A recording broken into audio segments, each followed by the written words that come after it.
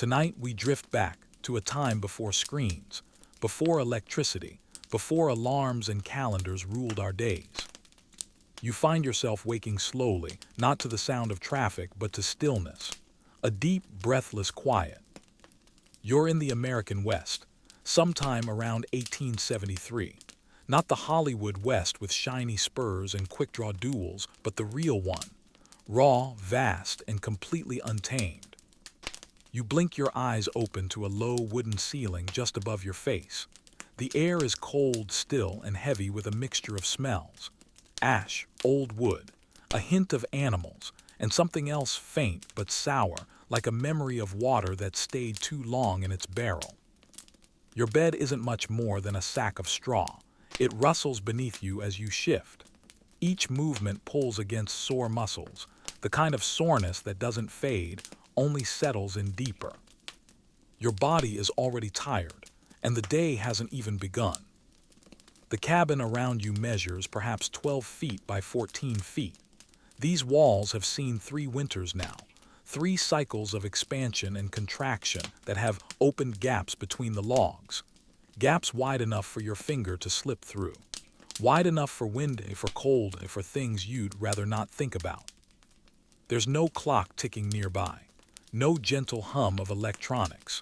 The only sound is your own breathing, and somewhere outside, the distant creak of wood settling in the cold. You realize slowly that you have no idea what time it is.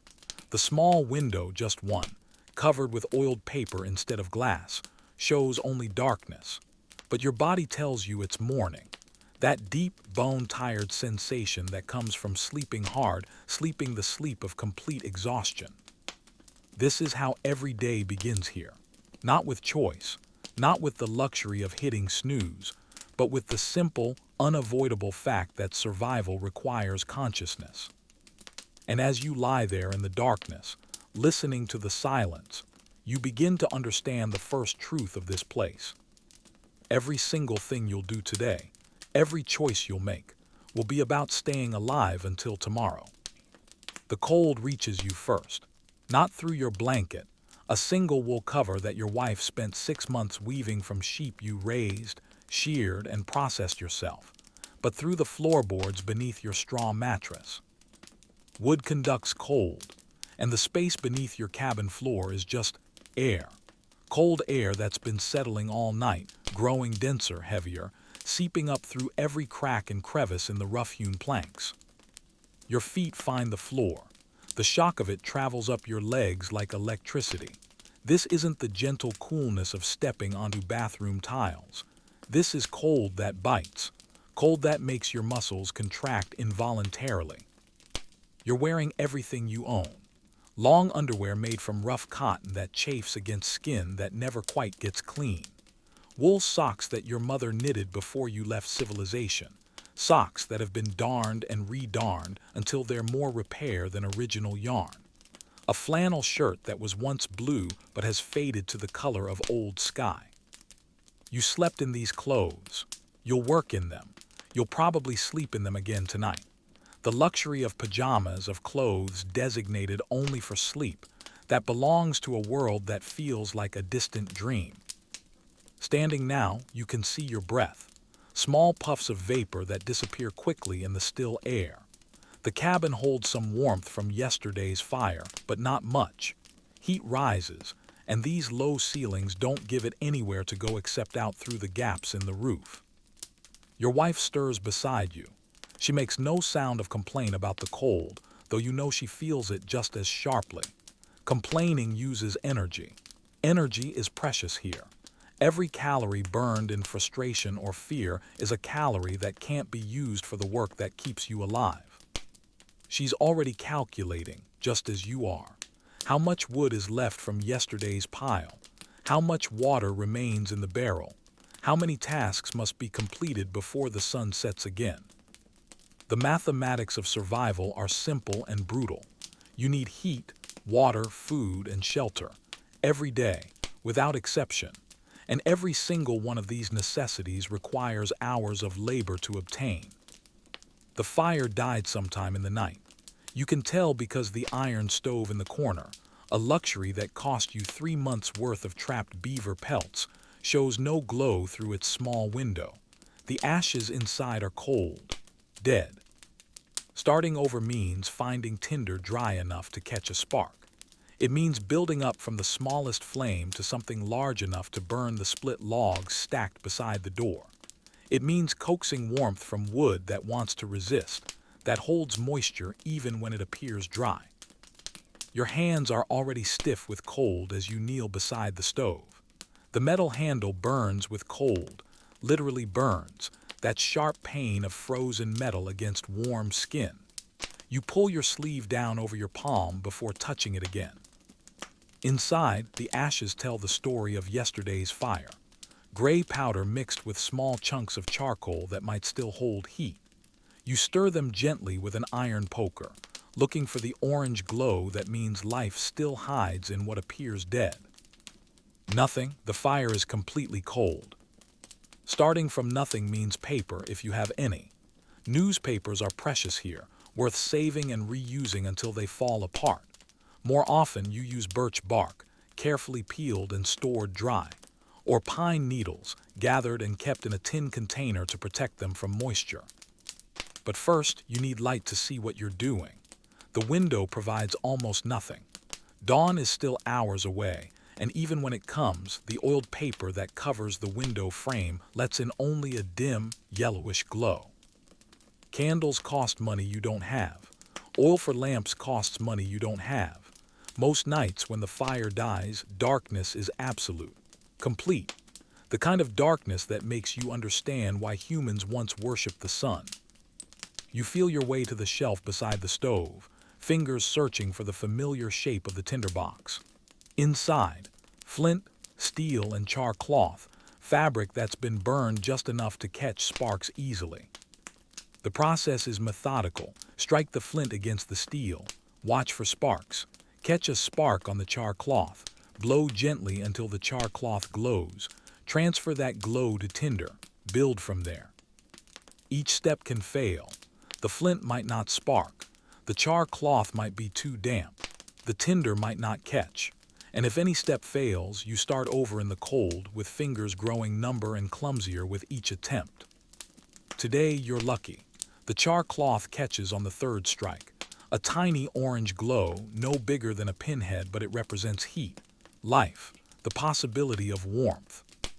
You blow on it gently. Too hard and you'll extinguish it. Too soft and it won't grow. The glow spreads slowly across the char cloth, eating the fabric fiber by fiber. Now the birch bark. Thin strips that curl as they catch, creating the delicate structure that allows air to feed the flame. The bark catches quickly, flaring bright enough to illuminate your hands, the inside of the stove, the beginning of hope. Kindling next. Pencil-thin pieces of pine that you split yesterday during the brief warmth of midday. They must be absolutely dry. Any moisture will create steam that cools the flame, potentially killing this fragile fire before it can establish itself. The kindling catches with a soft whoosh. Real flame now, dancing and bright. You can feel its heat on your face, the first warmth you've felt since waking. But this fire is still fragile, still dependent on your constant attention. You add slightly larger pieces, building up the temperature slowly, creating a bed of coals that can support real fuel. Only when the fire is established, when flames lick steadily at wood the thickness of your thumb, do you dare add a split log. The wood you spent yesterday afternoon preparing with an axe that grows heavier with each swing. The log catches reluctantly, steaming slightly as moisture hidden in its grain turns to vapor. But it holds. The fire settles into the steady, reliable burn that will heat water, cook food, warm the cabin, and provide light for the work ahead. This process, from cold stove to established fire, has taken nearly an hour. An hour of careful attention, of small failures and patient corrections. An hour during which you've burned precious calories staying warm, staying focused, staying alive. And this is just the beginning. The fire demands fuel constantly. Every few hours you'll need to add wood. Every evening, you'll need to bank the coals carefully, hoping they'll survive the night but knowing they probably won't. Your wife has been moving quietly while you worked with the fire. She's checking the water barrel, lifting the wooden lid to peer inside, judging by the sound of her ladle against the bottom how much remains. Not much.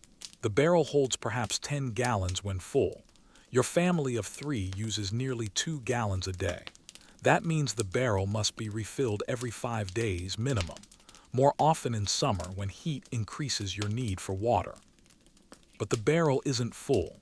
It's never full, because water is heavy, 8 pounds per gallon, and the source is far away, and carrying water is just one of dozens of daily tasks that compete for your limited strength.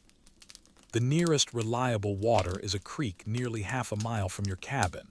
Half a mile there, half a mile back, carrying 24 pounds of water in 2 buckets. The weight creates deep grooves in your palms even through work gloves. Your shoulders ache constantly from the uneven load. And that's in good weather. In winter, the path to the creek disappears under snow. The creek itself might freeze, forcing you to break through ice with an axe, then hope the water underneath is clean enough to drink. In summer, the creek sometimes runs low, becoming a series of stagnant pools where animals drink and defecate. Water from these pools must be boiled thoroughly, a process that uses wood, time, and energy you can't spare. But today, like every day, you need water immediately. For coffee, if you have any. For cooking whatever food remains from yesterday. For washing, though that will be minimal, soap is precious, and heating large quantities of water for bathing is a luxury reserved for Saturday nights, if then. Your wife is already reaching for the buckets, 2 wooden pails with rope handles that have worn smooth from countless trips. She'll make the journey to the creek while you maintain the fire and begin the day's other tasks. This division of labor isn't about preference or tradition. It's about efficiency, about survival. She knows the path to the creek as well as you do.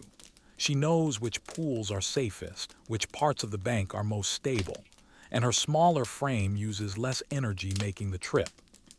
You watch her dress for the journey. A heavy coat that was her father's, altered to fit her smaller frame. Boots that were resoled last month with leather cut from a cow hide you processed yourself. A scarf wrapped around her head and face, leaving only her eyes exposed to the cold. She takes a rifle, always. The creek is isolated, surrounded by brush that could hide predators, animal or human. A woman alone, carrying water, is vulnerable in ways that city dwellers never have to consider. The rifle is loaded. She knows how to use it. She's killed wolves with it and once, a bear that threatened your livestock. But carrying it means one less hand for the water buckets. Another compromise, another calculation in the mathematics of staying alive. You listen to her footsteps on the frozen ground outside, growing fainter as she moves toward the creek. In the distance, a coyote calls, a sound that raises the hair on your arms even though you know the animal is far away and unlikely to approach during daylight. Alone now with the fire and the slowly warming cabin, you begin the mental inventory that starts every day. What needs to be done? What can be delayed? What might kill you if neglected? The livestock need attention. 3 cows, a handful of chickens, 2 pigs. They provide milk, eggs, and eventually meat, but they require constant care. Feed, water, protection from predators. The cow that's been limping needs examination. An injured animal that can't recover becomes meat immediately, whether you're ready to process it or not. The roof needs repair. Yesterday's wind pulled loose one of the wooden shingles you split and shaped by hand. A small leak now becomes a major problem later, rotting the support beams that hold up the entire structure. Firewood needs splitting. The pile beside the door will last perhaps 3 more days. Trees don't split themselves, and unsplit logs burn poorly, wasting precious fuel. The garden plot needs preparation for spring planting. Still months away, but the ground must be cleared, rocks removed, soil prepared. Your survival next winter depends on the vegetables you can grow and preserve this summer. And underneath all of these immediate concerns runs the constant worry about larger disasters: early frost that kills crops, disease that takes your livestock, injury that leaves you unable to work, storms that destroy your shelter. Every settler has stories of neighbors who didn't make it, families found frozen in their cabins, huddled around cold stoves, men who disappeared hunting and were never seen again, women who died in childbirth because the nearest doctor was 200 miles away. You are always one mistake, one accident, one stroke of bad luck away from joining those stories. The fire pops softly in the stove, and you add another log to keep it burning steadily. Outside, the sky is beginning to show the faintest suggestion of gray. Dawn is still an hour away, but the absolute darkness is starting to lift. Your wife's footsteps return, accompanied by the slosh of water in buckets. She made good time. The creek hasn't frozen overnight, and she found clean water without having to break ice or search for a better pool. She enters without speaking, setting the buckets down carefully to avoid splashing precious water onto the floor. Her cheeks are red with cold, and she moves her fingers carefully, working feeling back into them. 24 pounds of water, enough for today's immediate needs. Tomorrow she'll make the trip again, and the day after that, and every day after that for as long as you live in this place. This is the reality of frontier life, not the dramatic showdowns and sudden violence of popular imagination, but the grinding, daily accumulation of small tasks that must be completed perfectly, every single day without fail. And it's barely sunrise. Water is life. You understand this now in a way that people with faucets never will. Every drop in those buckets represents effort, risk, and time that can never be recovered. You help your wife remove her outer layers, hanging them on pegs driven into the log walls. The coat steams slightly in the warm air near the fire, moisture from her breath, frozen during the walk, now melting in the cabin's heat. Her hands are red and stiff with cold. She holds them near the fire, flexing her fingers slowly to work feeling back into them. This is careful work. Fingers numbed by cold can't sense heat properly, and it's easy to burn yourself without realizing it. "Creek's running clear," she says quietly. Her voice carries the slight hoarseness that comes from breathing cold air. No ice yet, but the edges are starting to freeze. You nod, understanding the implications. Once the creek freezes solid, water collection becomes exponentially more difficult. Breaking through ice thick enough to support a person's weight requires heavy tools and significant effort. And ice-cold water must be heated before use, consuming more of your precious firewood. But that's a future problem. Today's problem is managing the water she's brought back. The buckets hold water that looks clean but carries invisible dangers. Creek water, no matter how clear, might contain bacteria from animal waste upstream, tiny parasites that cause dysentery, mineral deposits that accumulate in your body over time. Boiling kills most dangers, but boiling water requires fuel and time. And boiled water tastes flat, lifeless. Most settlers drink creek water straight, accepting the risk because they have no choice. Your wife pours water from one bucket into a cast iron pot, filling it about 2/3 full. This will be heated for coffee and cooking. The rest stays in the buckets, covered with wooden lids to prevent contamination and slow evaporation. Even indoors, water disappears. In summer, it evaporates into the dry air. In winter, it can freeze if left too close to the walls where cold seeps through gaps in the logs. Managing water is a constant balance between protection and accessibility. The pot goes onto the stove, where it will slowly heat over the fire. Slowly is the key word here. This isn't a modern stove with controllable temperature. The fire provides whatever heat it provides, and you adjust by moving pots closer to or farther from the flames. Too close and water boils furiously. wasting fuel and creating steam that condenses on the cold cabin walls, eventually causing rot. Too far away, and water never reaches the temperature needed to kill harmful organisms. While the water heats, you perform the morning inspection of your cabin. Every day, without fail, you check for new problems that developed overnight. The gaps between logs. Have any opened wider, letting in more cold air? Mud chinking falls out over time, and each gap must be resealed before it becomes a major heat loss. The roof. Any new leaks. Stains on the ceiling boards that indicate moisture penetration. A small leak ignored becomes structural damage that can collapse the entire roof. The floor. Any boards becoming loose or warped. A broken floorboard is more than an inconvenience. It's an entry point for rodents, insects, and cold air. The stove and chimney. Any cracks in the metal. Loose connections in the stovepipe that could leak deadly carbon monoxide. A faulty stove kills families in their sleep, and there's no way to detect the colorless, odorless gas except by the victims it leaves behind.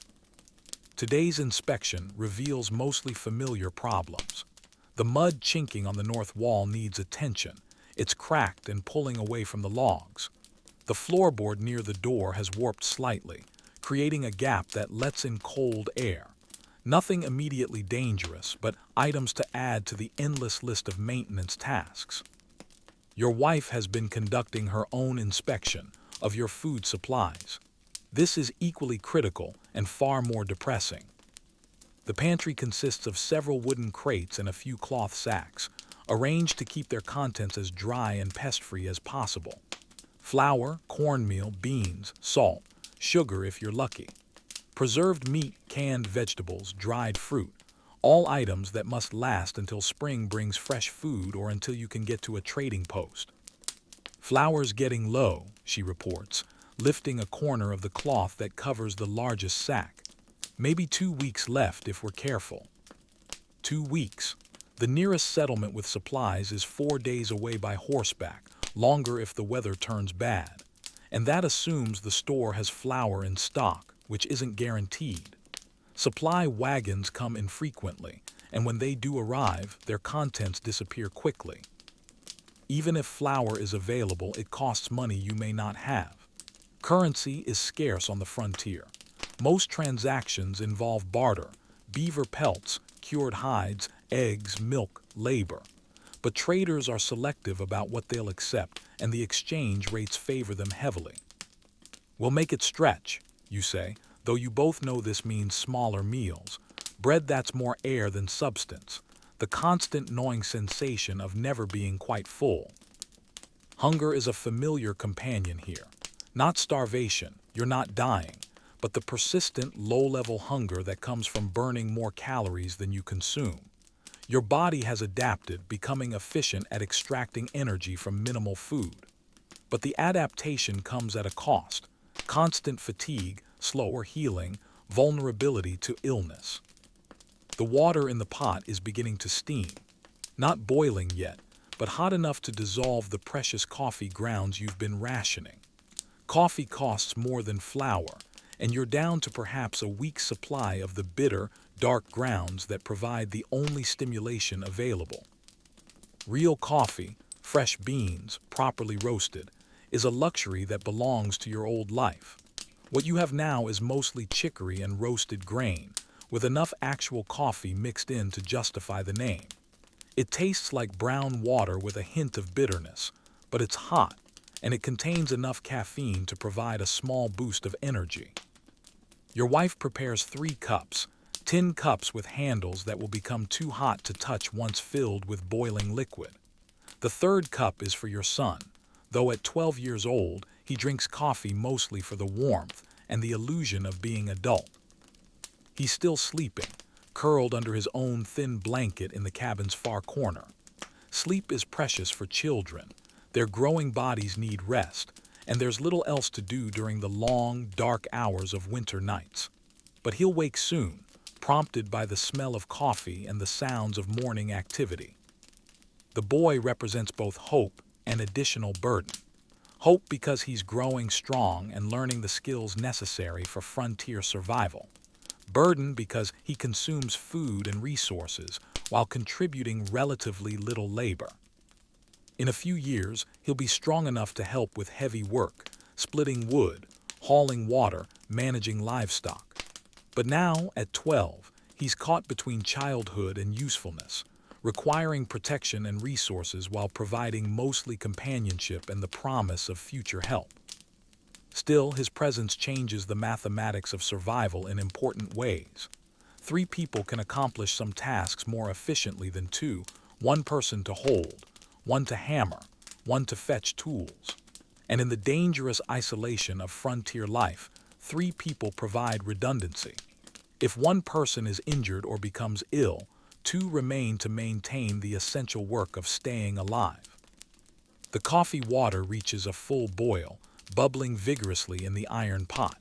Your wife removes it from the hottest part of the stove, letting it cool slightly before adding the precious grounds. Too hot, and the coffee becomes bitter and undrinkable. Too cool, and the grounds won't release their limited flavor.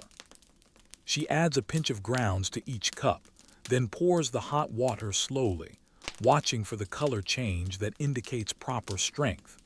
Dark enough to provide some flavor and caffeine, light enough to make the grounds last as long as possible. The first sip is always a small celebration. Heat spreading through your chest, the bitter taste awakening your senses, the psychological boost of having something, anything, that resembles luxury. But even this simple pleasure carries risks. The tin cup conducts heat, burning your lips if you're careless. The coffee itself is hot enough to scald your mouth and throat. And the caffeine, welcome as it is, will increase your heart rate and blood pressure at a time when your body is already stressed by cold, hunger, and constant physical labor. Your son stirs at the sound of liquid being poured. He's learned to wake at the right moment, early enough to get his share of coffee while it's still hot, not so early that he interferes with the morning routine. Survival skills include knowing when to be present and when to stay out of the way. He sits up slowly, his hair sticking up at odd angles, his clothes wrinkled from sleeping in them. Like everyone in the family, he wears the same outfit for days at a time. Washing clothes requires heating large quantities of water, soap that must be made from animal fat and lye, and clear weather for drying. In winter, clothes are washed perhaps once a month, whether they need it or not. "Morning," he says quietly, accepting his cup of coffee with hands that shake slightly from cold. The cabin is warming, but slowly, and the far corner where he sleeps is the last area to benefit from the fire's heat. He blows on the coffee before sipping, having learned from experience that eagerness leads to burned tongues. Everything here must be approached with patience and caution. Haste leads to accidents, and accidents can be fatal when you're far from medical help. The 3 of you sit in comfortable silence, cradling your cups, feeling the warmth spread through your bodies. This quiet moment, before the day's work begins, before the endless cycle of tasks that consume every daylight hour, represents one of the few times when you're not actively fighting for survival. But even now, your minds are working, planning the day's activities, considering weather conditions, calculating resources and energy expenditure. The luxury of simply sitting and enjoying coffee without thinking about anything else, that belongs to a different world, a different life. Outside, the sky continues to lighten, gray giving way to pale yellow, then to the clear blue that promises a cold but clear day. Good weather for most outdoor tasks, but cold weather that will demand extra firewood and make every job more difficult. Your wife begins preparing breakfast while you and your son finish the coffee. Breakfast will be simple, cornmeal mush cooked in the remaining hot water, with milk if the cows cooperated yesterday, without if they didn't. The cornmeal comes from a cloth sack, and she measures it carefully. Too much, and you'll run out before the next supply trip. Too little, and you'll be hungry before noon, lacking the energy needed for physical labor. She stirs the cornmeal into the hot water slowly, preventing lumps from forming. Lumpy mush is unpleasant to eat, and wasting food because it's unpalatable is a luxury you can't afford. Every grain of cornmeal must be consumed, regardless of texture or flavor. The mush thickens over the heat, becoming a porridge-like consistency that will fill your stomach and provide calories for the morning's work.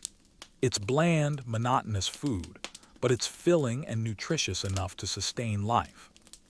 Milk would improve both flavor and nutrition, but milk depends on the cows. Yesterday evening, you managed to get perhaps a quart from the 3 animals, less than normal, because cold weather reduces milk production, and the cow's diet of dried hay lacks the nutrition of summer grass. A quart of milk split 3 ways provides perhaps 6 ounces each, enough to lighten the coffee and add to the cornmeal mush, but not enough for drinking or cooking anything elaborate. In summer, when the cows graze on rich grass, they produce more milk than the family can consume. The excess is churned into butter, pressed into cheese, or traded with neighbors for other necessities. But winter milk is precious, rationed carefully to last until spring grass returns. Your wife ladles the cornmeal mush into 3 wooden bowls, carved from a single piece of wood, smooth from years of use, practical if not beautiful. Wooden bowls don't break like ceramic ones, don't conduct heat like metal ones, and can be carved locally when needed. She adds a splash of milk to each bowl, stirring it in to create a slightly creamier texture. The milk is rich and yellow, unlike the pale, processed milk of modern times. These cows eat grass and hay, not industrial feed, and their milk reflects their natural diet. The first spoonful is always a test. Is the mush properly cooked? Too thick or too thin? Any unusual taste that might indicate spoiled ingredients? Food poisoning in the wilderness is potentially fatal, so every meal begins with careful evaluation. Today's mush passes inspection. It's bland but wholesome, filling without being satisfying, adequate for survival if not for pleasure. You eat slowly, making each spoonful last, knowing that this may be all the food you get until evening. Your son eats quickly, as children do, but even he understands the need to finish everything in his bowl. Leaving food behind is wasteful, and waste is a concept that doesn't exist in frontier life. Everything edible must be consumed, everything useful must be saved, everything broken must be repaired. As you eat, you discuss the day's priorities. The injured cow needs attention. Firewood must be split. The roof leak must be temporarily patched until warmer weather allows permanent repair. The chicken coop needs cleaning before the birds develop respiratory problems from accumulated waste. Each task competes with the others for limited time and energy. Each decision involves trade-offs that could affect your long-term survival. Fix the roof now and risk inadequate firewood later. Split wood today and let the injured cow suffer another day. These are the calculations that fill your mind as you finish the last of your cornmeal mush. Not grand strategies or long-term plans, but the immediate, pressing decisions that accumulate into survival. Your wife collects the empty bowls, carrying them to the water bucket for washing. Even this simple task requires consideration. Use too much water for cleaning, and you'll need to make another trip to the creek sooner. Use too little, and the bowls won't be properly clean, risking illness from accumulated bacteria. She uses a small amount of precious soap, made from animal fat and wood ash, to clean the bowls and spoons. The soap is harsh and caustic, hard on her hands that are already cracked and dry from constant exposure to cold and wind. The gray dishwater can't be wasted. It will be thrown onto the small garden plot behind the cabin, adding nutrients to soil that must produce vegetables next summer. Nothing is ever simply discarded. Everything has value, purpose, a second use that contributes to survival. Outside, the sun finally appears above the horizon, sending long shadows across the frozen ground. The light is brilliant but cold, creating the illusion of warmth while providing none. You can see your breath steaming in the air that flows through the gaps around the door frame. Time to face the day. The fire in your stove has settled into a steady burn, but you know from experience that it won't last without attention. Fire is like a demanding pet. It requires constant feeding, careful monitoring, and immediate response to its needs. You open the stove door to examine the coals. Orange and red embers glow among the white ash, indicating good heat but diminishing fuel. In perhaps an hour, these coals will be insufficient to maintain warmth. In 2 hours, the fire will die completely. This timing governs everything about your day. Every task must be planned around the fire's needs. You can't venture far from the cabin for more than an hour without risking the loss of heat that took precious fuel and time to create. Your wife understands this rhythm as well as you do. She's already moving toward the wood pile beside the door, selecting pieces that will burn long and hot. The art lies in choosing the right wood for the right purpose. Pine burns quickly and hot, good for starting fires or providing immediate heat. Oak burns slowly and steadily, good for maintaining overnight warmth. Birch catches easily but burns fast. Cedar repels insects but produces less heat per pound than hardwoods. Every piece of wood in your pile was selected, cut, split, and stacked based on these characteristics. You know each log intimately, where it came from, how long it's been drying, what purpose it serves best. The piece your wife selects is oak, thick as your forearm, split to expose the maximum surface area to flame. She places it carefully in the stove, positioning it to catch the existing heat while allowing air to flow around it. Too much wood smothers the fire. Too little provides insufficient heat. The wood begins to smoke immediately, then catches with a small whoosh of flame. The fire brightens, and you feel its increased heat on your face. But this single log will last only an hour or two. By evening, you'll have fed dozens of pieces to the hungry stove. Wood consumption is relentless mathematics. Your family burns approximately 1 cord of wood per month during winter. A cord measures 4 feet high, 4 feet wide, and 8 feet long, 128 cubic feet of split, stacked wood. Processing a cord requires cutting trees, hauling the logs to your cabin, splitting them into burnable pieces, and stacking them to dry properly.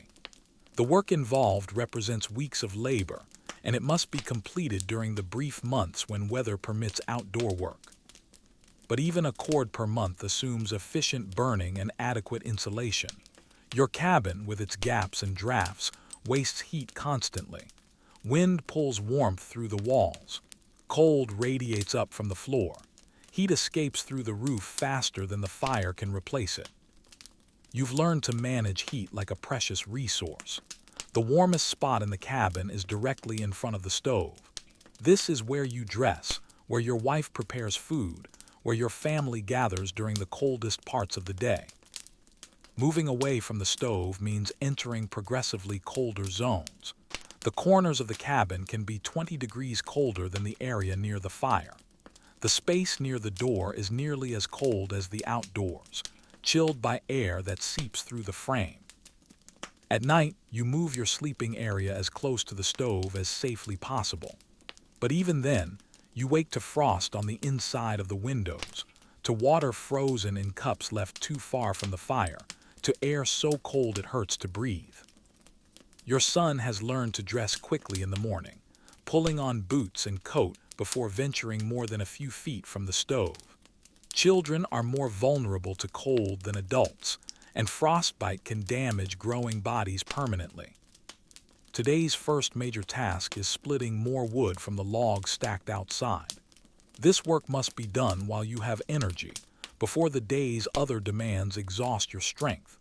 Splitting wood when you're tired leads to accidents, and an axe accident in the wilderness can be fatal. You dress for the cold work ahead. Multiple layers, long underwear, flannel shirt, wool vest, heavy coat. Each layer traps air that your body heat will warm, creating insulation. But too many layers restrict movement, making the physical work of splitting wood more difficult. Your hands require special attention. Work gloves protect against splinters and blisters, but thick gloves make it difficult to grip the axe handle properly. Thin gloves provide better control but less protection. You compromise with medium-weight leather gloves, accepting some loss of dexterity for protection against injury. The axe waits outside, leaning against the woodpile where you left it yesterday. The metal head is cold enough to burn exposed skin, the wooden handle slick with frost.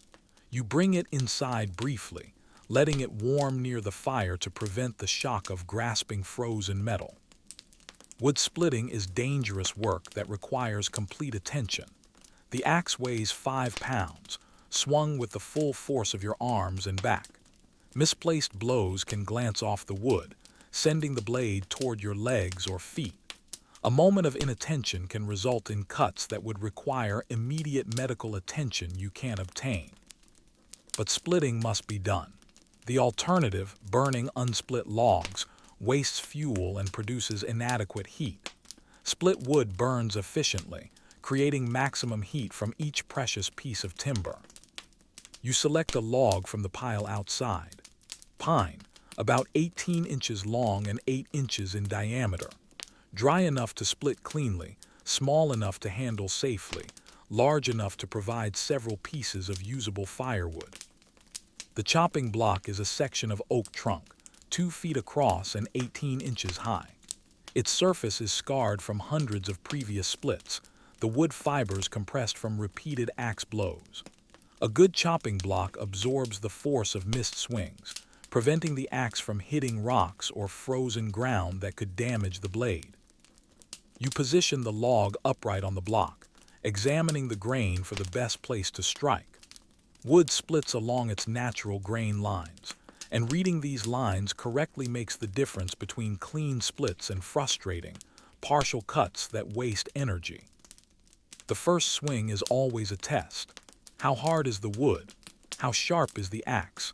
How well do your cold muscles respond to the familiar motion? You raise the axe overhead, letting its weight guide the downward swing, aiming for the center of the log. The blade bites deep into the pine with a satisfying thunk. The log splits partially but doesn't separate completely. This is normal. Most logs require several blows to split fully. You work the axe blade loose and strike again, widening the initial crack. The second blow completes the split. The log falls apart into 2 roughly equal pieces, each small enough to fit easily in your stove. You set them aside and select another log, repeating the process with methodical patience. Split, stack, split, stack. The rhythm becomes meditation, your mind focusing on the simple, repetitive task while your body warms from the physical effort. Each swing of the axe represents heat for your family, protection against the cold that constantly threatens. But even this basic task carries constant risks. Your hands grow numb despite the gloves, making your grip on the axe handle less secure. Sweat from the physical effort begins to freeze on your clothes as soon as you pause. The cold air burns your lungs with each deep breath. After an hour of splitting, you've processed perhaps a day's worth of firewood. Your back aches from the repetitive bending and swinging. Your arms are tired from controlling the heavy axe, but the pile of split wood has grown satisfyingly, representing hours of future warmth. You carry an armload of the fresh split wood back into the cabin, where the fire has burned down to coals again. Your wife adds several pieces of the new wood, and the fire brightens immediately, filling the small space with renewed warmth. This cycle, split wood, feed fire, warm briefly, split more wood, will continue throughout the winter. It's a race between your ability to process fuel and the fire's constant appetite for more. Fall behind and the cold wins. Stay ahead and your family survives another day. The mathematics are unforgiving. Cold weather burns more wood. Wet wood burns less efficiently. Running out of season, split wood means burning green wood that produces more smoke than heat, or burning furniture, or going cold. You've seen cabins where families burn their furniture to stay alive. Chairs, tables, even parts of the structure itself fed to desperate fires. These families rarely survive to see spring, having destroyed their shelter in the attempt to stay warm. Your wood pile represents months of preparation, careful planning, and backbreaking labor. It's also your margin of safety, the buffer between survival and disaster. Every piece you burn brings you closer to the edge. Every piece you split pushes you back toward security. As you warm your hands by the fire, you calculate silently. How much wood remains? How many cold days ahead? How much can you split during the brief periods when weather permits outdoor work? The numbers are never comfortable. There's never enough wood, never enough time to prepare properly, never enough margin for error. You live always on the edge of having too little, always aware that an early blizzard or a late spring could exhaust your supplies before winter ends. But today the fire burns bright. Today you have heat. Today your family is warm and alive, and that's enough to call the day successful. Every morning begins with an inspection tour that could save your life, or reveal that death has been quietly approaching while you slept. You step outside into air so cold it makes your nose hairs freeze instantly. The temperature has dropped during the night. You can tell by the way the snow crunches under your boots, by the way the cabin walls creak as the wood contracts in the cold. First stop, the livestock. 3 cows huddled together behind the windbreak you built from split logs and old canvas. Their breath creates clouds of steam in the frigid air, and you can see frost forming on their eyelashes and whiskers. The cows represent both survival and responsibility. They provide milk, butter, cheese, and eventually meat. But they also require daily care that can't be postponed, even in the worst weather. Neglect them for a single day, and you risk losing animals worth more than your cabin. You approach slowly, speaking in low tones. Startled cattle can kick hard enough to break bones, and aggressive bulls have killed men stronger than you. These animals are not pets. They're barely domesticated creatures that cooperate with humans only as long as it serves their interests. The cow that was limping yesterday shows no improvement. She favors her left front leg, keeping weight off it when she walks. This could be a stone bruise, a pulled muscle, or something more serious like a broken bone or infected wound. You run your hands down her leg, feeling for heat, swelling, or obvious injury.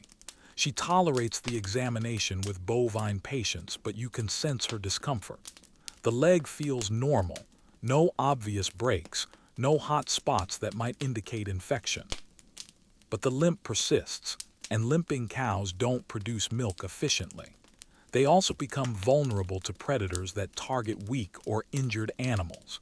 In the harsh arithmetic of frontier survival, an animal that consumes resources without producing value becomes a liability. You'll give her another day or two to recover. If the limp worsens or if she stops eating, she'll have to be slaughtered immediately.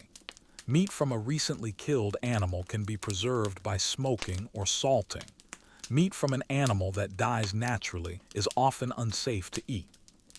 The other cows appear healthy, though their milk production has dropped as winter progresses.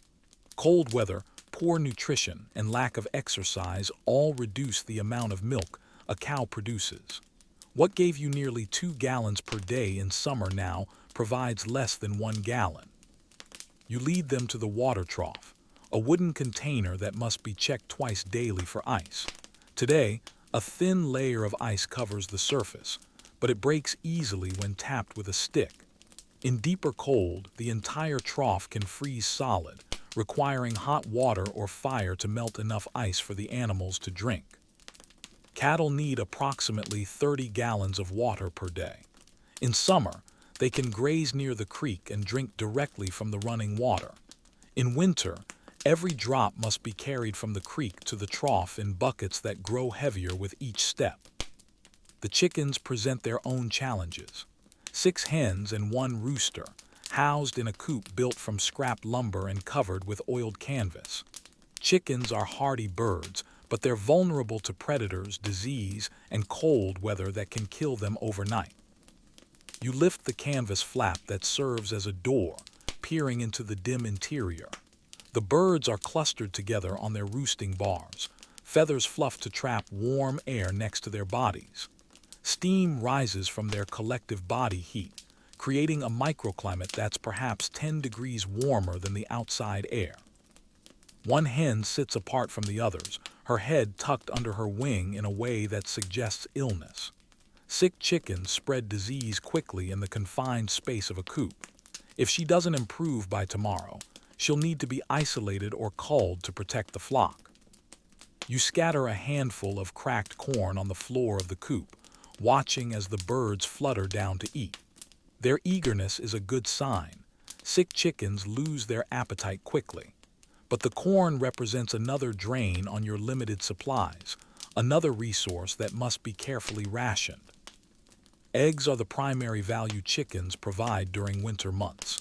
In summer, they lay nearly 1 egg per day each.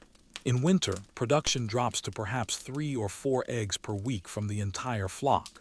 Still, eggs provide protein, fat, and nutrients that are otherwise difficult to obtain.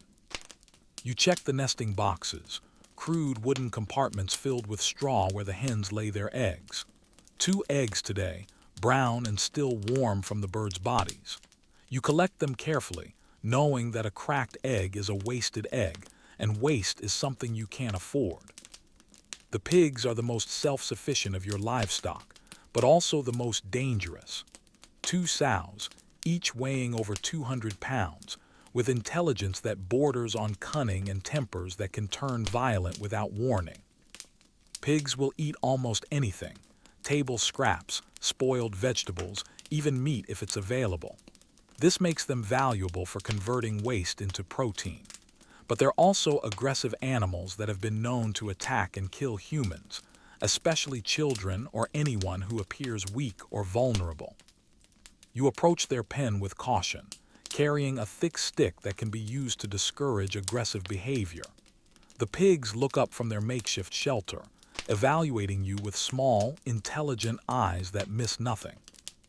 Their water container is frozen solid, a thick layer of ice that will need to be broken with an axe. Pigs need water as much as any animal, and dehydrated pigs become aggressive and unpredictable. You make a mental note to bring hot water from the cabin to melt the ice. The pen itself needs attention.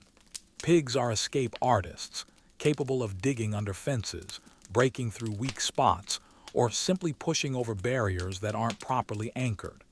A loose pig in winter becomes a dangerous nuisance, potentially destroying property or injuring people in its search for food and shelter. After checking the livestock, you examine the cabin's exterior for problems that developed overnight. Frost can split wooden boards. Wind can loosen shingles or tear away pieces of canvas used to cover gaps. Snow can accumulate against walls, creating pressure that pushes the structure out of alignment. The roof shows several places where frost has formed along the edges, a sign that heat is escaping from inside the cabin. This represents wasted firewood and potential structural damage as repeated freeze-thaw cycles weaken the wood. You climb onto the roof using a ladder made from 2 long poles with crosspieces lashed between them. The surface is slippery with frost, and one false step could send you tumbling to the frozen ground below. But the inspection must be done. Small problems ignored become large problems that threaten the entire structure. 2 shingles have worked loose from the wind, creating gaps where water can penetrate when the weather warms. You press them back into place temporarily, but proper repair will require removing the damaged pieces and replacing them with new wood. The chimney shows cracks in the clay mortar that seals the stones together. Loose mortar allows cold air to enter the house and hot gases to escape inefficiently. Worse, it creates the possibility of a chimney fire that could burn down the entire cabin. These repairs require materials you don't have and skills you're still learning. Every frontier settler becomes a carpenter, mason, roofer, and general handyman by necessity. There are no specialists to call, no hardware stores to visit, no YouTube videos to consult. You climb down from the roof, adding roof repairs to the mental list of tasks that compete for your time and energy. The list is never short, never completed. Each repair reveals new problems. Each solution creates new needs. Back inside the cabin, your wife has been conducting her own inspection of your food supplies. This daily inventory determines not just what you'll eat today, but whether you have enough provisions to last until spring or until the next supply trip becomes possible. Beans are running low, she reports, showing you the cloth sack that contains the dried legumes that provide much of your protein. Maybe a week left if we're careful with portions.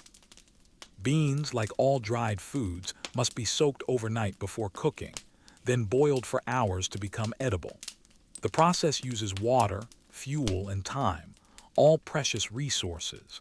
But beans provide essential nutrients that prevent scurvy and other deficiency diseases common on the frontier.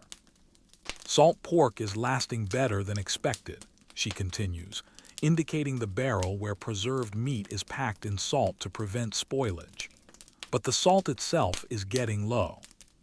Salt is crucial for food preservation, the only reliable method for keeping meat safe to eat without refrigeration. Running out of salt means losing the ability to preserve fresh meat from hunting or slaughtering livestock. It also means food becomes bland and unpalatable, making meals an ordeal rather than sustenance. Your wife's daily inventory reveals the constant balancing act of frontier nutrition. Too much variety uses up individual ingredients quickly. Too little variety leads to deficiency diseases that can be fatal. Every meal must provide adequate calories while conserving precious supplies for future needs. The mathematics are complex and unforgiving. An adult needs approximately 2,000 calories per day to maintain health during physical labor. Children need fewer calories but more protein for growth. Pregnant or nursing women need additional nutrients that are difficult to obtain from preserved foods. Your current supplies, carefully rationed, might last until early spring. Might. If the winter is shorter than average, if no food spoils unexpectedly, if nobody becomes ill and requires additional nutrition for recovery. But winters on the frontier are unpredictable. Early blizzards can extend the cold season by weeks. Late springs can delay the arrival of fresh food. Spoilage can destroy carefully hoarded supplies in a matter of days. You've heard stories of families who starved within sight of spring, their bodies too weakened by malnutrition to last the final weeks until fresh food became available. Others who survived by eating leather, bark, or things better not mentioned. These stories aren't meant to frighten. They're practical education in the reality of frontier life. Every successful settler knows families who didn't make it, communities that failed, dreams that ended in graves marked only by rough wooden crosses. As you review the day's inspection results with your wife, you both understand the precarious nature of your situation. You're healthy today, warm today, fed today. But you're also always one accident, one illness, one stroke of bad luck away from joining the stories that others tell about families who tried to make it in the wilderness. The fire crackles in the stove, providing momentary comfort. Outside, the wind picks up, rattling the cabin walls and reminding you that nature is not your friend. It's a constant adversary, testing your preparations, exploiting your weaknesses, waiting patiently for you to make the mistake that will end your story. But not today.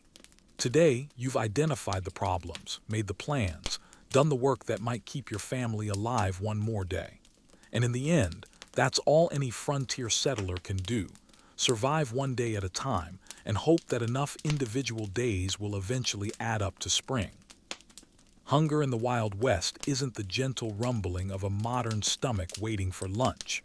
It's a constant companion, a hollow ache that colors every decision and weighs on every thought. You finish your morning coffee, such as it is, and feel the familiar emptiness that no amount of cornmeal mush seems to fill. Your body has adapted to running on fewer calories than it burns, becoming efficient at extracting energy from minimal food. But efficiency comes at a cost that you feel in your bones. Your clothes hang loose now, despite multiple darnings and adjustments. The leather belt you made from cowhide last summer has been punched with new holes as your waist shrunk through the winter months. Your face has taken on the gaunt, angular look common to all frontier settlers. Sharp cheekbones, hollow cheeks, eyes that seem too large for your skull. This isn't starvation. Starvation would kill you quickly. This is chronic malnutrition, the slow erosion of physical reserves that makes you vulnerable to injury, illness, and cold. Your body has learned to prioritize essential functions while sacrificing others deemed less critical for immediate survival. Cuts heal slowly now, if they heal completely at all. Small injuries become infected more easily. You catch cold more frequently and recover more slowly. Your hands shake slightly from low blood sugar, and your thinking becomes sluggish during the afternoon hours when your body's energy reserves run lowest. But you continue working because stopping means dying, and dying isn't an option while your family depends on your labor. Today's first meal will be whatever you can spare from your dwindling supplies. Your wife opens the cornmeal sack, measuring out portions with the precision of a pharmacist. Too much today means too little tomorrow. Too little today means inadequate energy for the work that must be completed.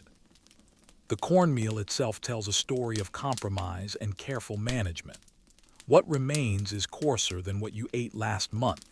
The fine meal that cooks quickly and tastes better was consumed first, leaving the rougher portions that require longer cooking and provide less satisfaction. She adds water to the meal, creating a thin gruel that will fill your stomachs with minimal use of precious ingredients. The mixture cooks slowly over the fire, requiring constant stirring to prevent burning. Burned food is wasted food, and waste is a luxury you can't afford. While the gruel cooks, you consider the day's hunting prospects. Fresh meat would provide protein, fat, and nutrients that dried or preserved foods can't match. But hunting requires time, ammunition, and energy, all precious resources that might be spent on other survival tasks. Ammunition is particularly scarce. Each bullet costs money you don't have, and missed shots can't be recovered or reused. You have perhaps 20 rounds remaining for your rifle, plus a few charges for the old shotgun that belonged to your father. Every shot must count. Miss a deer, and you've wasted resources that can't be replaced until spring. Wound an animal without killing it cleanly, and you've lost both the ammunition and the meat while potentially creating a dangerous situation with an injured animal. Even successful hunting creates problems. A deer provides fresh meat for several days, but preserving the excess requires salt, time, and specific weather conditions. Too warm, and the meat spoils before it can be properly cured. Too cold, and the preservation process fails to draw out moisture that allows bacteria to grow. Your wife tastes the cornmeal gruel, testing for doneness and seasoning. Salt would improve the flavor significantly, but salt is too precious to waste on seasoning. What little remains must be saved for preserving meat or treating illness. The gruel is ready, a thin, grayish porridge that provides calories without much else.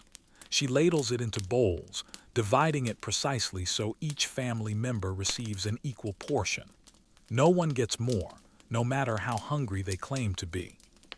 Your son accepts his bowl without complaint, though you can see the disappointment in his eyes.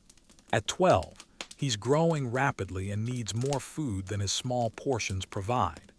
His clothes hang loose on his thin frame, and his ribs are visible when he changes shirts. But complaining about hunger serves no purpose except to waste energy and create family tension. Everyone is hungry. Everyone would like more food. Everyone understands that more isn't available, no matter how much they might want it. You eat slowly, making each spoonful last as long as possible. The gruel is bland and unsatisfying, but it's warm and filling enough to quiet the immediate demands of your stomach. Your body receives the calories it needs to continue functioning, even if it doesn't receive the satisfaction it craves. Eating slowly also serves a practical purpose. Your stomach, shrunken from months of small meals, feels full more quickly when food is consumed gradually. Eating too fast can cause discomfort or even vomiting, wasting precious nutrition. As you eat, you listen to your body's signals. Any unusual pains or sensations that might indicate illness, changes in appetite that could signal developing problems, weakness or dizziness that suggests malnutrition is progressing beyond manageable levels. Your wife monitors the family's health with the attention of a trained physician. She knows the signs of scurvy, rickets, and other deficiency diseases that claim frontier families. She watches for changes in skin color, tooth problems, or unusual fatigue that might indicate serious nutritional deficiencies. The few vegetables remaining from last summer's garden help prevent some deficiency diseases, but they're running low. Dried beans provide protein, but they lack many vitamins found in fresh foods. Salt pork offers fat and calories, but it's too salty to eat in large quantities and provides little nutritional variety. Your diet has become monotonous from necessity rather than choice. Cornmeal, beans, salt pork, and occasional eggs form the foundation of nearly every meal. Variety would be welcome, but variety requires resources you don't have. In summer, wild plants supplement your diet with vitamins and minerals absent from preserved foods. Dandelion greens, wild onions, berries, and nuts provide both nutrition and flavor that make meals more enjoyable. But winter offers little in the way of wild food, and what's available requires energy to gather that you can't spare. Your son finishes his gruel first, as always, and looks hopefully at the pot for signs of remaining food. But the pot is empty, scraped clean to ensure no nutrition is wasted. There is no more, and there won't be more until evening. This is perhaps the hardest part of frontier hunger, not the physical discomfort, but the psychological impact of never having enough. Modern people who experience hunger know that food is available if they choose to obtain it. Frontier hunger carries the constant awareness that no more food exists, no matter how much you might need it. Your wife cleans the bowls with minimal water, conserving both the liquid and the soap needed for proper washing. The gray water from cleaning will be saved for other uses, watering the small garden plot or cleaning clothes when absolutely necessary. Nothing is ever simply discarded. Even the scrapings from the bowls are saved for the pigs, who will convert them into meat and manure that will eventually benefit your family. Waste is a concept that doesn't exist when survival depends on extracting maximum value from minimal resources. The breakfast dishes are put away, and your wife begins preparations for the day's work. But you can see the way she moves, carefully, conserving energy, avoiding unnecessary motions that would burn calories she can't afford to lose. This careful conservation of energy becomes second nature for frontier families. You learn to sit when possible rather than stand, to move slowly rather than quickly, to rest frequently during physical labor. Not from laziness, but from the practical understanding that energy expended unnecessarily is energy that won't be available when truly needed. Your son has learned these lessons as well, though they come harder to a growing boy whose body naturally wants to run, jump, and play. He's learned to channel his energy into useful work rather than recreational activities, understanding that every calorie must contribute to family survival. The hunger affects your thinking as well as your body. Concentration becomes difficult during the afternoon hours when blood sugar runs low. Decision-making requires more effort as your brain competes with your muscles for limited energy resources. Simple tasks become more challenging when you're chronically undernourished. Chopping wood requires more rest breaks. Carrying water becomes a more significant effort. Even basic maintenance tasks around the cabin demand more time and energy than they should. But you push through the weakness because stopping isn't an option. The work must be done regardless of how you feel. The livestock must be tended, the fire must be maintained, the repairs must be completed. Your family's survival depends on your ability to function despite the constant drain of inadequate nutrition. Looking out the small window at the frozen landscape, you calculate how many weeks remain until spring might bring fresh food. Wild greens, fish from streams that aren't frozen, perhaps small game that's easier to hunt when animals emerge from winter shelters. But spring is still months away, and your supplies must last until then. Every day brings you closer to the margin where careful rationing might not be enough, where you might face the choice between feeding your family today and saving food for tomorrow. These are the calculations that occupy your mind as you prepare for the day's work. Not grand plans or distant dreams, but the immediate arithmetic of survival. How much energy can you expend today while still having enough strength to work tomorrow? How little can you eat while still maintaining the physical capacity needed for frontier labor? The answers change daily, based on weather, workload, and the slowly diminishing supplies that represent the thin line between survival and disaster. But the questions never change, never go away, never allow you the luxury of simply eating until you're satisfied. Your stomach still aches with hunger as you reach for your coat and prepare to face the day's tasks. The ache is familiar now, a constant reminder of the precarious nature of your existence. But it's also proof that you're still alive, still fighting, still managing to extract another day of survival from resources that never seem adequate. And in the end, that's enough. Not comfortable, not easy, but enough to keep your family alive one more day in a place where every sunset represents a small victory against the wilderness that surrounds you. Nothing stays fixed in the wilderness. Everything breaks, wears out, or deteriorates at a rate that would astonish modern people accustomed to manufactured goods designed to last for years. Your cabin is a collection of materials slowly returning to the earth from which they came. Wood warps, splits, and rots. Metal rusts and corrodes. Leather cracks and becomes brittle. Canvas tears and frays. And every single component requires constant attention to prevent small problems from becoming life-threatening emergencies. You begin your daily inspection with the door, the barrier between your family and the hostile world outside. The leather hinges have stretched overnight, allowing the door to sag and creating gaps that let in cold air. In warmer weather, you'd retension the hinges by soaking them in water.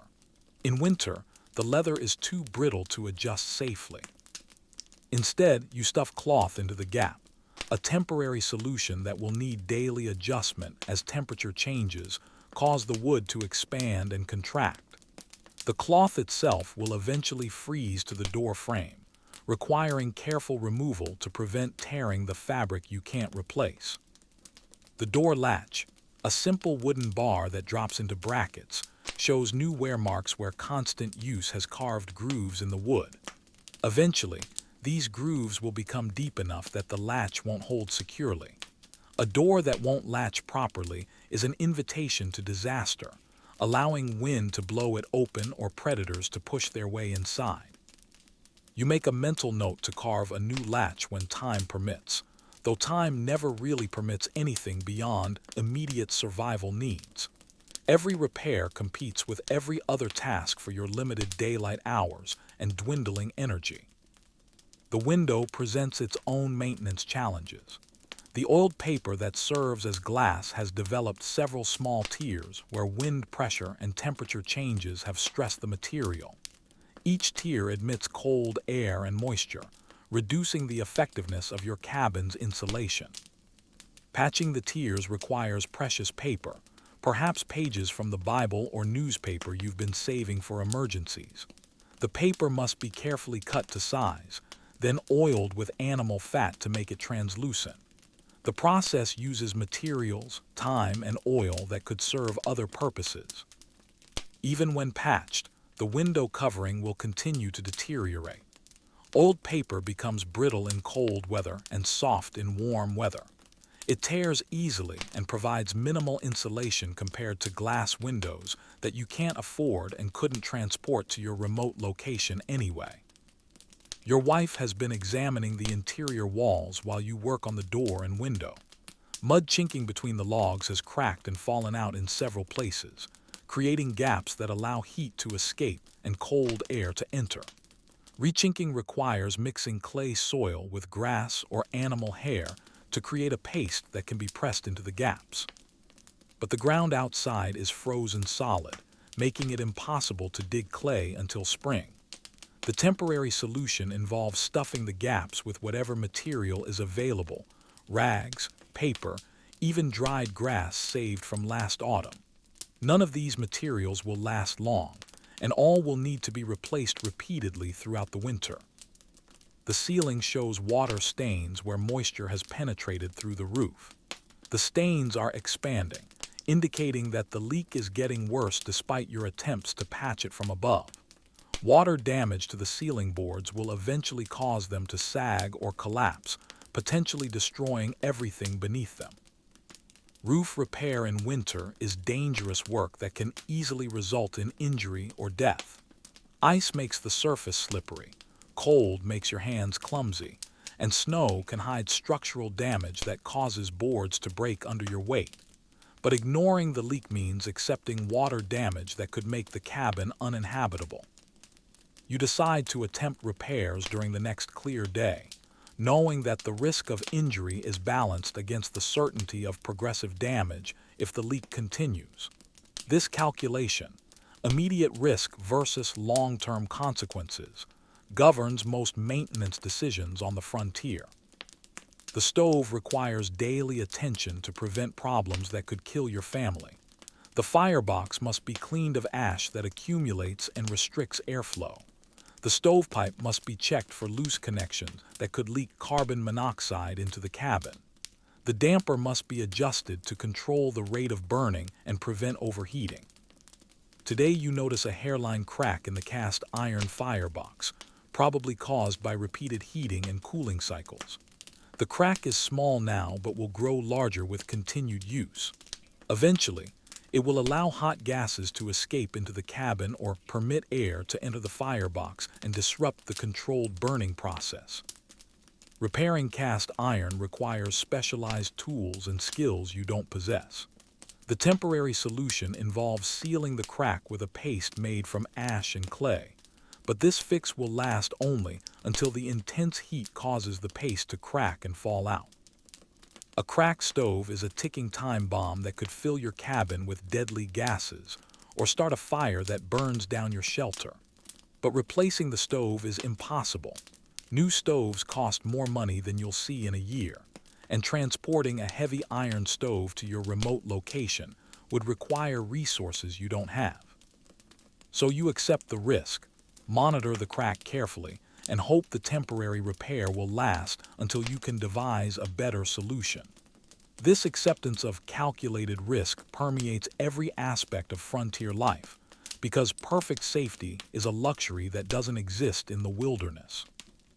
Your tools require constant maintenance to remain functional. The axe head has loosened on its handle from repeated impacts, creating a dangerous situation where the head could fly off during use and injure someone. Resecuring the head requires driving wooden wedges into the handle, but the wedges themselves must be carved from seasoned hardwood using tools that are also wearing out. The saw blade has developed several small nicks where it hit hidden nails or stones embedded in wood. Each nick creates a weak point that could cause the blade to break during use. Filing out the nicks requires a metal file that's becoming dull from repeated use, and replacement files won't be available until your next trip to a trading post. Even simple tools like hammers and chisels deteriorate under constant use. Handles crack and must be replaced. Metal surfaces rust and must be cleaned. Sharp edges become dull and must be resharpened. The cumulative effect is a gradual degradation of your ability to perform the work necessary for survival. Your clothing represents another constant maintenance challenge. The heavy wool coat that protects you from winter weather has developed several tiers where branches caught the fabric during outdoor work. Each tier allows cold air to penetrate the insulation, reducing the coat's effectiveness when you need protection most. Mending the tiers requires thread that's becoming increasingly precious as your supply dwindles. Heavy wool fabric is difficult to sew, especially with cold stiffened fingers using needles that are becoming bent and dull from repeated use. The patches themselves are cut from other garments that are also wearing out, creating a cycle of cannibalization that eventually leaves you with clothes too patched to provide adequate protection.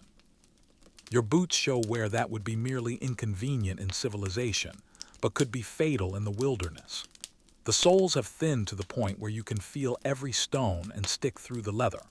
Small holes allow moisture to penetrate, and wet feet in freezing weather can lead to frostbite that requires amputation of toes or entire feet. Resoling boots requires leather that you don't have and cobbling skills that you're still learning through trial and error. The temporary solution involves cutting patches from other leather goods and attaching them with whatever materials are available.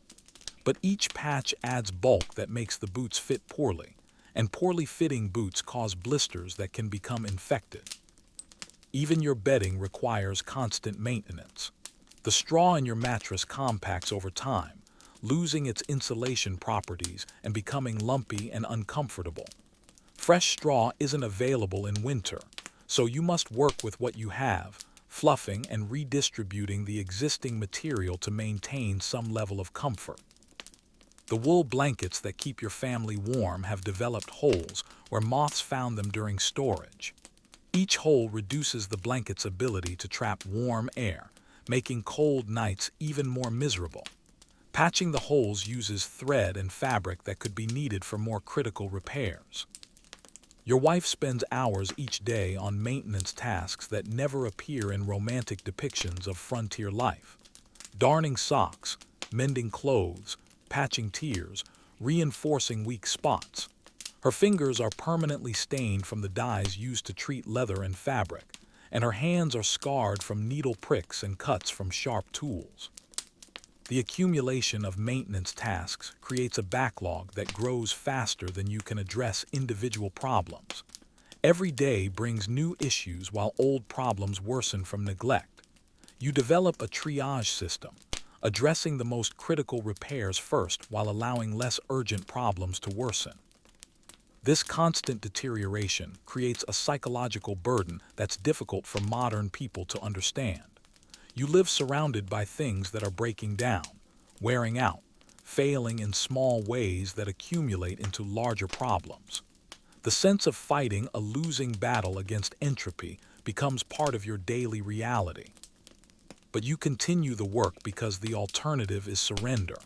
Each repair, however temporary, represents another day your family can survive in their wilderness home. Each problem solved, however imperfectly, pushes back the moment when accumulated failures might force you to abandon everything you've built. As evening approaches and you survey the day's maintenance accomplishments, you feel the familiar mixture of satisfaction and frustration. Several problems have been addressed, at least temporarily, but new issues have appeared, and old problems have continued to worsen despite your efforts.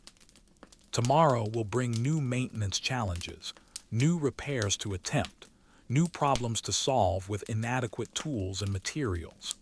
The cycle never ends, never allows you to declare victory over the forces of deterioration and decay. But tonight, your cabin is secure. Your tools function adequately. Your clothes provide reasonable protection. Your family has shelter from the cold and wind outside. In the harsh mathematics of frontier survival, that's enough to call the day successful. The silence around your cabin isn't peaceful. It's profound and absolute, in a way that would terrify anyone accustomed to the constant background noise of civilization. You step outside to gather wood, and the quiet presses against your eardrums like physical weight. No traffic, no machinery, No voices except those of your own family. The only sounds are natural ones: wind through bare branches, the distant crack of trees contracting in the cold, perhaps the far-off howl of wolves that reminds you how truly alone you are. This isolation shapes every decision you make, colors every thought, influences every aspect of daily life in ways that aren't immediately obvious but run deeper than the more dramatic challenges of cold and hunger. When your son develops a fever, you can't call a doctor. The nearest medical professional is 200 miles away, across terrain that becomes impassable during winter storms. Every illness becomes a crisis that you must handle with whatever knowledge and supplies you possess. Your wife has learned to diagnose and treat common ailments using techniques passed down from her mother and grandmother. Willow bark tea for pain and fever, honey and whiskey for coughs, hot compresses for infections, herbs gathered during summer and dried for winter use. But her knowledge has limits, and some conditions require professional medical attention that simply isn't available. A broken bone that doesn't set properly becomes a permanent disability. An infected wound that doesn't respond to home treatment can lead to amputation or death. Childbirth complications that would be routine emergencies in town become life-or-death situations with no help available. The psychological weight of this medical isolation is enormous. Every unusual symptom, every pain that doesn't resolve quickly, every change in appetite or energy level becomes a source of anxiety that can consume your thoughts. You learn to live with uncertainty about your health because certainty requires access to medical care that doesn't exist. Your son's education depends entirely on what you and your wife remember from your own schooling. There are no teachers, no schools, no libraries where he can expand his knowledge beyond what his parents can provide. The few books you own have been read repeatedly until their contents are memorized. He's learned to read using the Bible and whatever newspapers reach your remote location. He practices writing with charcoal on pieces of wood, since paper is too precious to waste on education. His arithmetic skills develop through practical applications, calculating supplies, measuring lumber, determining feed quantities for livestock. This limited education will handicap him throughout his life, closing doors that might have opened with broader learning. But education is a luxury that competes with survival, and survival always wins when resources are scarce. The isolation affects your emotional health as well as your physical and intellectual development. Human beings are social creatures, and prolonged separation from community creates psychological strains that build over time. You begin to forget social skills that once seemed natural. Conversation becomes difficult when you spend weeks without talking to anyone outside your immediate family. Your voice sounds strange to your own ears when you speak aloud after long periods of silence. Personality changes become noticeable. You become more suspicious of strangers, more protective of your family's resources, less trusting of other people's motives.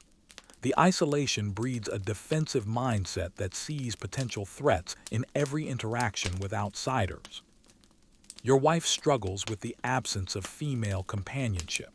She has no one to share the unique burdens of frontier motherhood, no other women to consult about domestic challenges, no female friends to provide emotional support during difficult times. The traditional women's networks that provided mutual aid in settled communities don't exist on the frontier. When she faces problems with child rearing, household management, or personal health, she must find solutions alone or rely on advice from her husband, who may not understand the specifically feminine aspects of her challenges. Even simple social interactions become complicated by isolation. When the occasional traveler stops at your cabin seeking shelter or supplies, you find yourself talking too much, hungry for news from the outside world and human contact with someone beyond your immediate family. But you also remain cautious, aware that strangers might be desperate enough to take your supplies by force, or might be carrying diseases that could devastate your isolated family. Every visitor represents both an opportunity for social connection and a potential threat to your security. The absence of law enforcement means that you are responsible for protecting your family from human threats as well as natural ones. There are no police to call, no courts to provide justice, no legal system to resolve disputes peacefully. This self-reliance extends to conflicts with neighbors, when neighbors exist at all. Disagreements about property boundaries, water rights, or livestock damage must be resolved through negotiation or force, since no external authority exists to mediate disputes. You sleep with a loaded rifle beside your bed, knowing that if dangerous men arrive at your cabin, your family's survival depends entirely on your ability to defend them. The responsibility is enormous and constant, another psychological burden that never allows complete relaxation. The economic isolation is equally challenging. You can't simply go to a store when you need supplies. The nearest trading post is days away, and it may not have what you need even when you can reach it. Everything you use must be made, grown, or obtained through your own efforts. This means learning dozens of skills that would be handled by specialists in settled areas. You become a carpenter, blacksmith, veterinarian, doctor, teacher, and engineer by necessity. Your wife becomes a seamstress, baker, pharmacist, and midwife. Neither of you has formal training in these roles, but survival requires competence in all of them.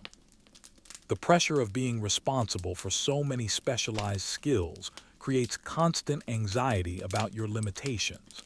Every task you don't know how to perform properly represents a potential disaster. Every skill you haven't mastered completely might be the one that determines whether your family survives or perishes. Information isolation compounds these challenges. You have no way to learn about new techniques, better methods, or improved tools that might make your work easier or more effective. Knowledge spreads slowly on the frontier, passed from person to person during infrequent encounters. Weather prediction becomes guesswork based on natural signs and folk wisdom. You can't know about approaching storms until they arrive, can't prepare for unusual weather patterns, can't benefit from the accumulated meteorological knowledge that helps farmers in settled regions plan their work. Market information doesn't exist in any meaningful form. You don't know what prices your crops or livestock might bring at distant trading posts. You can't make informed decisions about what to produce or when to sell because the information necessary for economic planning simply isn't available. Even basic news about political events, wars, or social changes reaches you months or years after they occur, if it reaches you at all. You might be living under different laws without knowing it, or missing opportunities for government assistance that could improve your situation.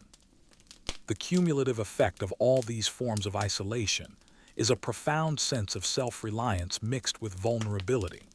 You become incredibly competent at handling the challenges you face regularly, but remain aware of your limitations when confronting unfamiliar problems. Your family develops an intense closeness born from shared dependence and isolation. You know each other's thoughts, habits, and reactions with an intimacy that's both comforting and occasionally suffocating. Privacy becomes a luxury that your small cabin and shared struggles don't permit. But this closeness also creates emotional pressure. Family conflicts can't be resolved by temporarily separating or seeking outside mediation. Personality clashes must be managed within the confines of your isolated existence, because there's nowhere else to go and no one else to turn to for support. As winter deepens and the isolation becomes more complete, you feel the psychological weight of your separation from human community. The silence seems heavier, the darkness more oppressive, the sense of being cut off from the world more acute. Yet this isolation also breeds a fierce independence and self-confidence that serves you well in frontier conditions. You learn to trust your own judgment, rely on your own abilities, and solve problems without expecting help from others. When spring finally arrives and the first travelers appear at your door, you'll greet them with a mixture of joy and wariness. Joy at human contact and news from the outside world. Wariness born from months of depending only on yourself and your family for survival. Until then, you continue your isolated existence, sustained by the knowledge that thousands of other frontier families face the same challenges, endure the same loneliness, and somehow find the strength to persist in their remote wilderness homes. The isolation that threatens to break your spirit also forges it into something harder and more resilient than anything civilization could produce. Darkness comes early and stays late during frontier winters, bringing with it a different kind of survival challenge that tests your family's endurance in ways that daylight never reveals. The transition from day to night isn't gradual here. It falls like a curtain, sudden and complete. One moment you can see clearly across the frozen landscape. The next you're surrounded by blackness so absolute that you can't see your hand in front of your face. This darkness is unlike anything modern people experience. There are no streetlights, no house lights, no electronic glow from neighboring buildings. The moon, when visible, provides some illumination, but cloudy nights reduce visibility to nearly zero beyond the small circle of light cast by your cabin's single window. Your family begins preparing for night hours before sunset, understanding that once darkness falls, most productive work becomes impossible. Tools must be gathered and stored safely where they can be found by feel.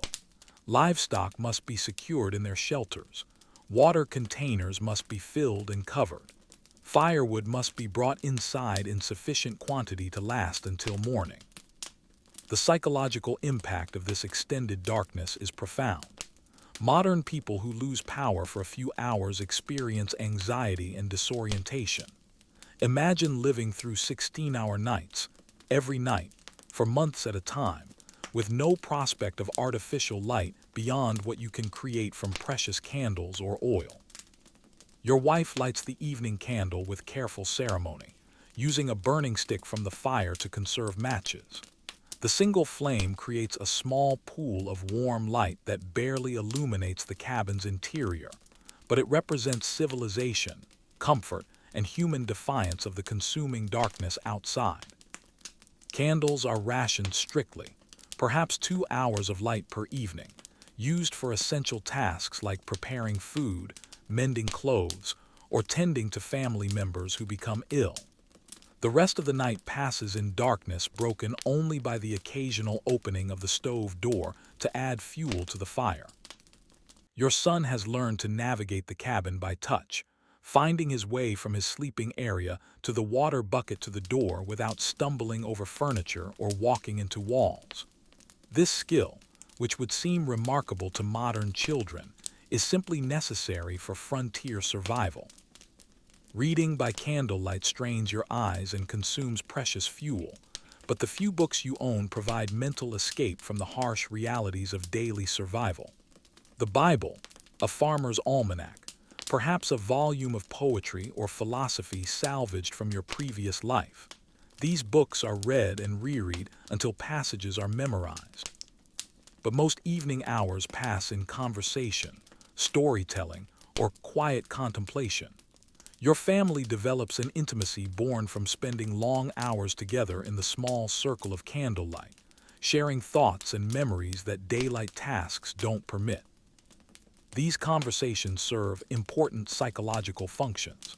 They maintain family bonds, preserve memories of life before the frontier, and provide mental stimulation that prevents the isolation and hardship from crushing your spirits entirely.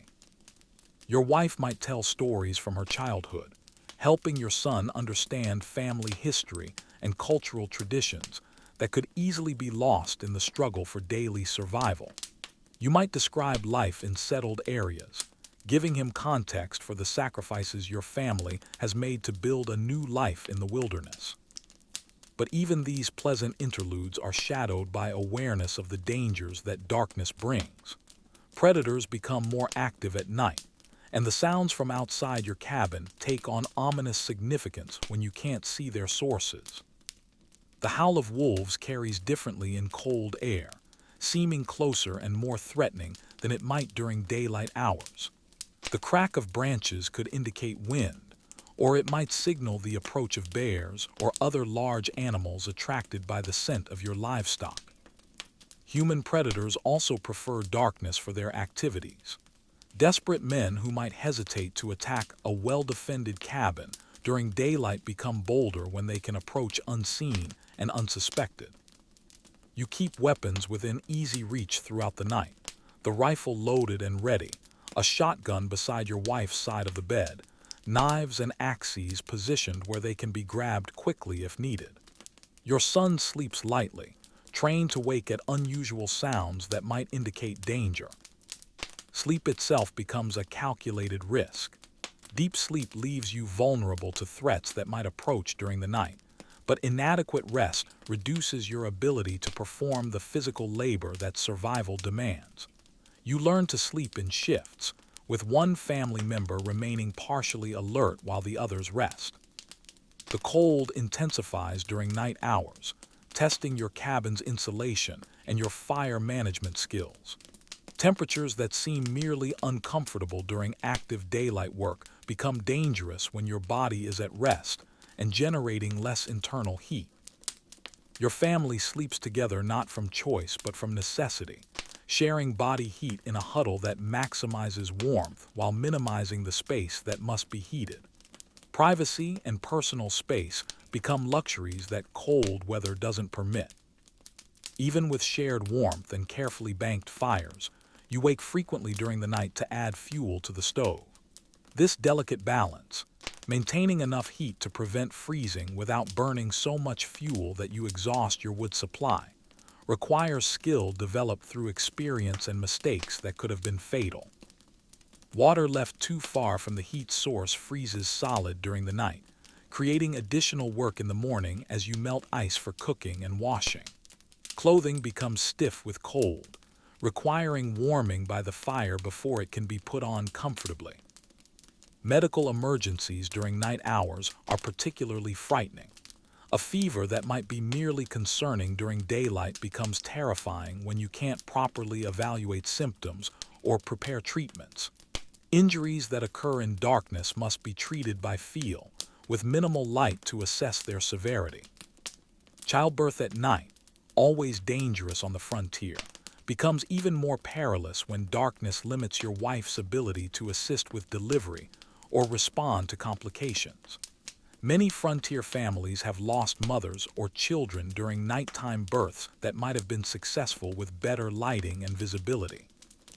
The psychological effects of extended darkness compound over time.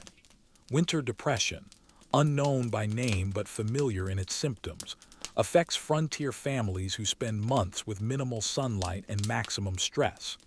Irritability, hopelessness, and emotional instability become common as the dark season progresses. Children are particularly vulnerable to the psychological impacts of frontier darkness. Your son has learned to control his fear of the unknown sounds and unseen threats that surround your cabin, but you can see the tension in his posture, the way he startles at unexpected noises. The absence of community during dark hours intensifies the sense of isolation that defines frontier life. In settled areas, lighted windows and the sounds of neighbors provide psychological comfort even when no direct contact occurs. On the frontier, your family might be the only human presence for dozens of miles in any direction. This isolation creates a unique form of claustrophobia, not fear of enclosed spaces, but fear of the vast, empty darkness that surrounds your small island of light and warmth. The wilderness seems larger and more threatening at night, when your vision is limited to the few feet illuminated by candlelight. Yet frontier families also develop a deep appreciation for small comforts that darkness makes more precious. The warmth of the fire feels more luxurious when contrasted with the cold night outside. The soft glow of candlelight becomes beautiful when it's the only thing standing between your family and complete darkness. Conversation becomes more intimate when voices can't be accompanied by the visual cues that daylight provides. Touch becomes more important when you can't always see the people you love. Simple pleasures like hot food or warm clothes are amplified by the harsh conditions that make them more difficult to obtain. As you prepare for another long night, banking the fire and blowing out the precious candle, you understand that surviving frontier darkness requires more than physical preparation. It demands psychological resilience, family unity, and the faith that morning will eventually come, bringing with it another day of challenges that seem manageable only because you've somehow survived all the nights that came before. The darkness settles around your cabin like a living thing, testing your preparations and your resolve. But inside your small wooden walls, 3 people share warmth, protection, and the determination to see another sunrise in their wilderness home. And so another day on the frontier comes to its inevitable end, measured not by clocks or schedules, but by the simple fact that your family remains alive when so many others have not been so fortunate. You lie in the darkness now, listening to the familiar sounds that have become the soundtrack of your wilderness existence.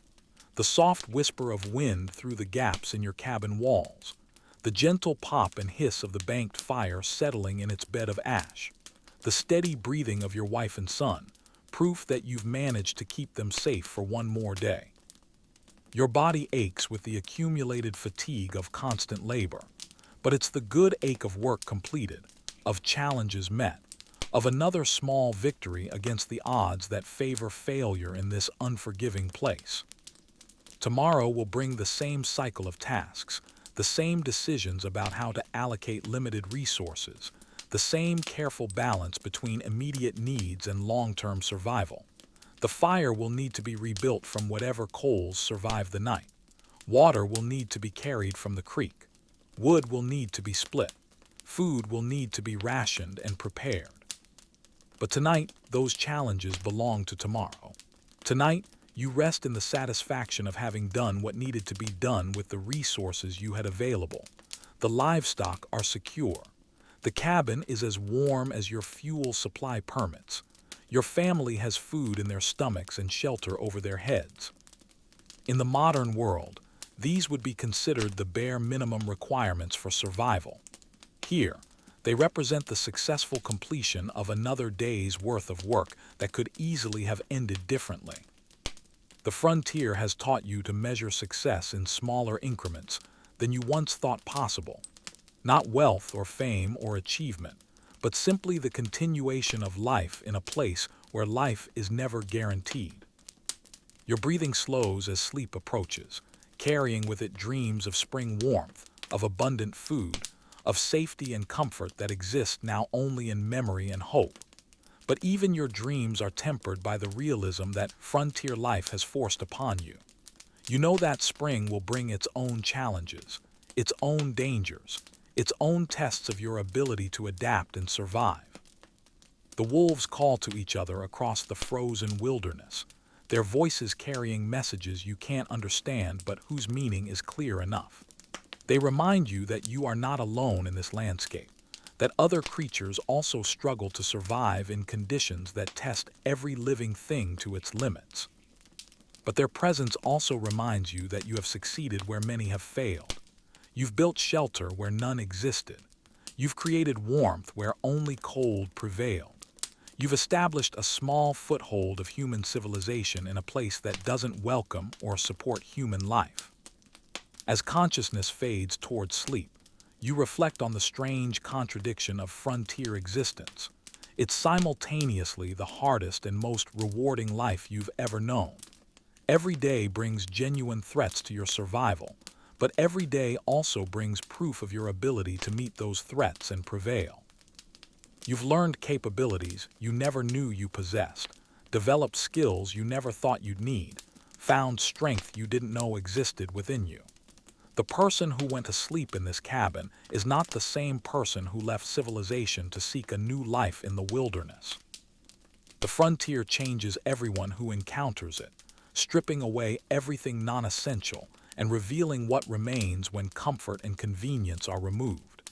Some people discover that very little remains, and they retreat to easier lives in settled areas. Others find reserves of determination and capability that surprise even themselves. Your family has chosen to stay, to continue the daily struggle, to build something permanent in a place where permanence seems impossible. That choice will be tested again tomorrow, and every day after that, for as long as you remain in this beautiful, terrible wilderness. But tonight, the choice has proven wise.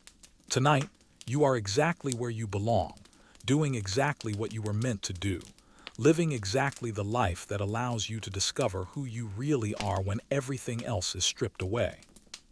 The wind picks up outside, rattling the cabin walls and reminding you of the thin margin between shelter and exposure, between warmth and cold, between life and death. But the walls hold, the fire burns, your family sleeps safely. And in the end, that's all that matters. Not the grand dreams that brought you to this place, not the easier life you left behind, not the uncertain future that lies ahead. Just this moment, this breath, this heartbeat, this small victory against the vast indifference of the wilderness. Let that knowledge carry you peacefully towards sleep, grateful for warmth, for shelter, for the simple miracle of surviving another day in a place where survival is never guaranteed, but always somehow possible. The darkness deepens, your breathing slows, and somewhere in the distance, carried on the winter wind, you hear the sound of other families, other fires, other small victories against the night. You are not alone in this struggle. Across the frontier, scattered like stars against the darkness, other lights burn in other windows, other families gather around other fires, other dreams persist despite the odds. Tomorrow, you'll wake and begin again. Tonight, you rest in the peace of work completed, of family protected, of another day successfully lived in the place you've chosen to call home. Sleep well, frontier dreamer. You've earned it.